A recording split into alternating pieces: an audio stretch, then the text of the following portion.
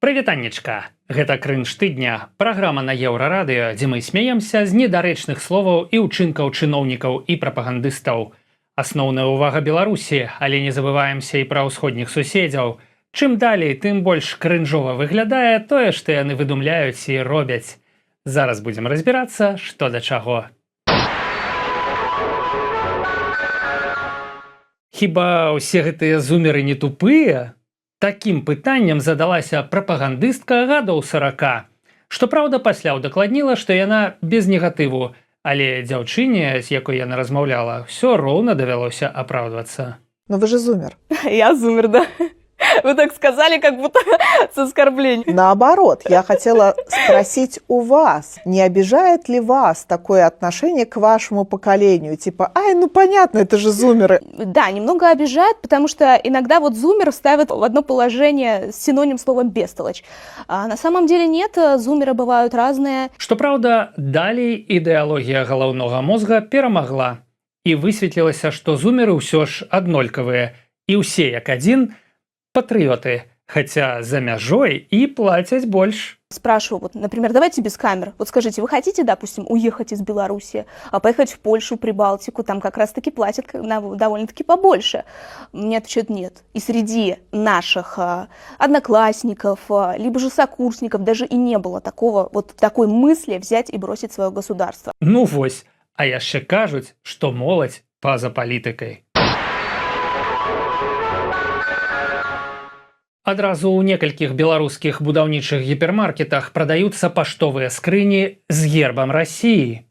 Вось, паглядзіце.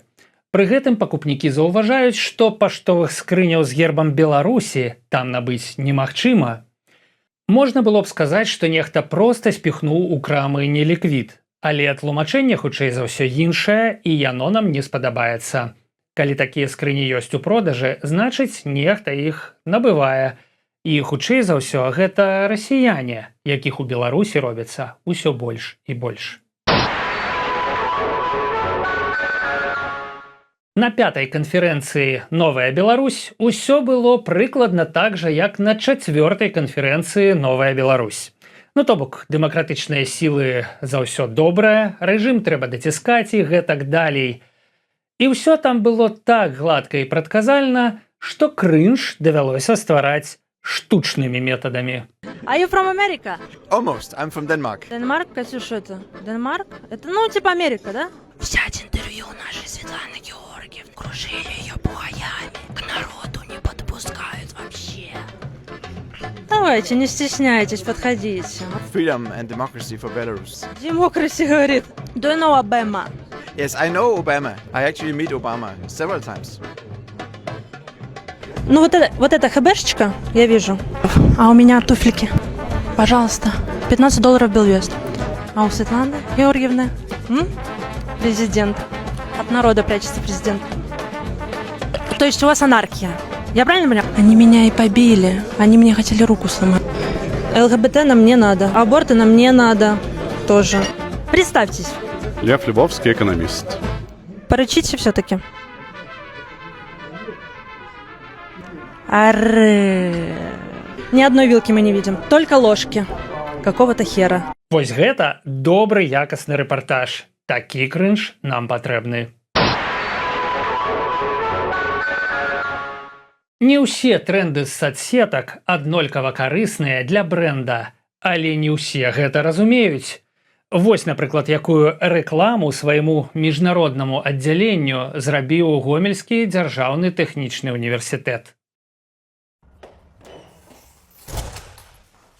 Вы только посмотрите, набор в Гомельский государственный технический университет имени Павла Осиповича Сухого только начинается, а иностранные абитуриенты уже хотят поступить в наш университет. Не упустите ваше время.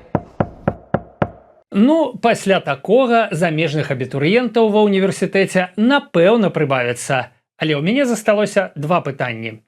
Першае, як гэтая жанчына трапіць дадому? І другое, што яна цяпер будзе рабіць у адным пантофлі?